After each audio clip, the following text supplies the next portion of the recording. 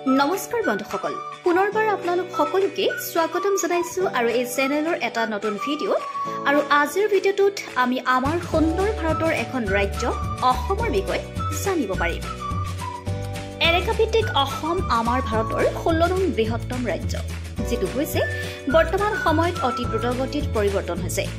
আপুনি দেখিছে যে যোৱা কেইবছৰমানৰ পৰা অসমৰ আন্তঃগাঁথনিত বৃহৎ পৰিমাণৰ পৰিৱৰ্তন হৈছে, যে এই সমগ্ৰ ৰাজ্যখনক আমি চোৱাৰ ধৰণ সম্পূৰ্ণৰূপে সলনি কৰি পেলাইছে।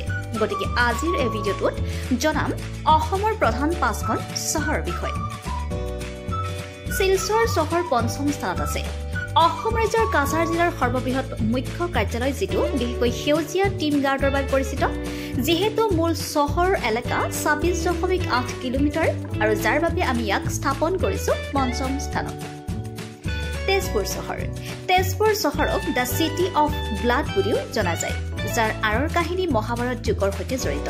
কথা হয় যে মহাভাৰত যুগত ইয়াত তীব্ৰ যুদ্ধ হৈছিল, যাৰ বাবে সমগ্ৰ চহৰখন মানুহৰ তেজেৰে ভৰি পৰিছিল।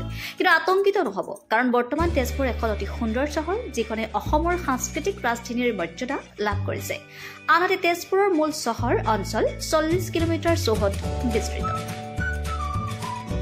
নম্বৰ 3, ডিব্ৰুগড় চহৰ। হয়, ডিব্ৰুগড় চহৰ অসম ৰাজ্যৰ এখন অতি গুৰুত্বপূৰ্ণ ঔদ্যোগিক চহৰ। ব্ৰহ্মপুত্ৰ নদীৰ ওপৰত অৱস্থিত যিখন চহৰ আমাৰ উত্তৰ পূব ভাৰতৰ কিছুমান বৃহৎ চাহ বাগিচাৰে আগুৰি আছে। আনহাতে ডিব্ৰুগড় শাখা আৰু বিস্তৃতি প্ৰধান।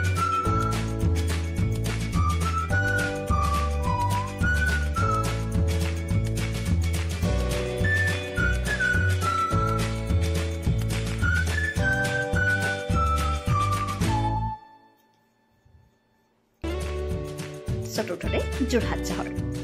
এলেকাভিত্তিক অসমৰ দ্বিতীয় বৃহত্তম চহৰ, যি 72.38 কিলোমিটাৰ বৰ্গক্ষেত্ৰত বিস্তৃত। আনহাতে বৰ্তমান যোৰহাট অসম ৰাজ্যৰ এক ক্ৰমবৰ্ধমান নগৰ কেন্দ্ৰ, য'ত পৰিবহণ নেটৱৰ্ক ভাল বুলিও বিবেচিত হৈছে।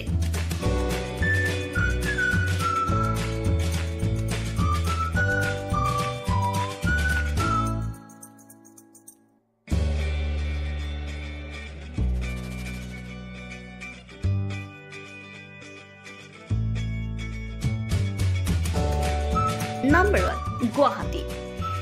ই অসম ৰাজ্যৰ ৰাজধানী আৰু সকলো দিশতে এই অসম ৰাজ্যৰ সৰ্ববৃহৎ আৰু মূল চহৰ। এই সৰু ঠাইখনত আপুনি উন্নত পথৰ পৰা আৰম্ভ কৰি বহুতো আধুনিক সা সুবিধা দেখিবলৈ পাব। School, college, multiplex, shopping mall আৰু বহুতো। আমাৰ পৰৱৰ্তী ভিডিঅ'টো চাবলৈ চেনেলটো ছাবস্ক্ৰাইব কৰি আমাৰ লগতে সংযুক্ত হৈ থাকক।